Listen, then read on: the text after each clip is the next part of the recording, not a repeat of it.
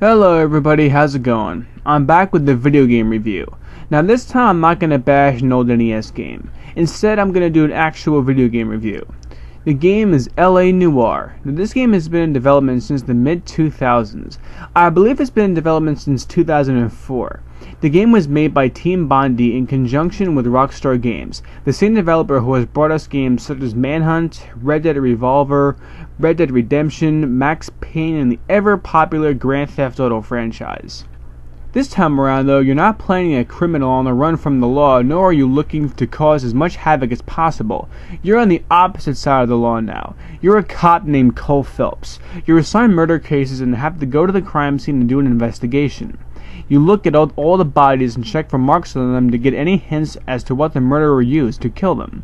You make your own connections through the clues you find and find people who may be related to the murder and go to their houses or their general whereabouts and interrogate them.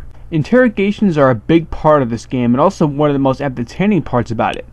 Basically, Phelps writes down a bunch of questions to ask the suspects and you ask them. When they're answering, you need to listen to what they're saying and look at how they're saying it. After they're done answering the question, you're given three choices: lie, doubt, and truth. Truth is self-explanatory. If you think they're being honest and not hiding anything, you select truth. If you think they're full of shit or hiding some additional information but you don't have solid evidence that proves your suspicion, you pick doubt. If you know they're lying to you and you have proof that they are, you pick lie. From there, they ask you to prove they're wrong and you select your proof from your handbook. I think the most disappointing thing about this game is the fact that no matter how badly you do on your interrogations, it's literally impossible to fail a case. Even if you totally bomb on the interrogations, in the end, you'll still solve the case and move on to the next one, which is a bit of a bummer. Since people see the Rockstar logo on the cover of the game, they're likely to assume that this is simply a 1940s version of Grand Theft Auto, and this is not the case. You're a cop in this game, so there's no raising hell everywhere you go and killing random pedestrians on the street simply because you feel like it. You can't even enjoy your weapon unless you're in the middle of a case and the situation calls for it. So if you're looking for non-stop action, Noire is not for you. This is a murder mystery game, and you're working with a partner to solve murder cases. In fact, the more damage you cause, whether it be crashing into other cars or the environment, or running over people, your rating at the end of the case will be lower. You're a cop now, so that means you have to act like one. Now, since I just said the word partner, let me get this out of the way as well. There is no multiplayer in this game whatsoever. No online multiplayer, no offline multiplayer. This is purely a single player experience. Your partners are all computer controlled. There's 4 desks in this game: traffic, homicide, vice, and arson. For each of these desks you have a different partner. They're basically your advice giver. If you're not sure what to do next, you ask them for their opinion and they tell you what they think you should do next, and when you're driving you could ask them for directions. That's pretty much their essential role in this game. Overall, Noire was an absolutely incredible experience and I enjoyed it throughout. I loved traveling to the crime scenes, getting information from the officers already there about what had happened and checking out the scene for myself.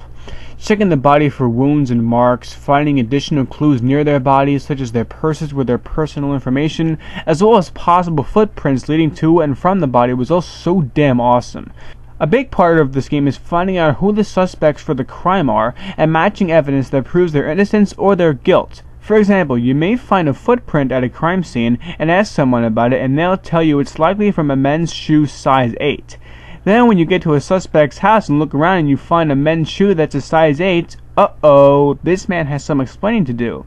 I'm not going to go any further than that about this part because I don't want to spoil anything else, but it was awesome finding this kind of evidence and confronting the suspect about it. Their reactions were priceless. My favorite desk by far was Homicide.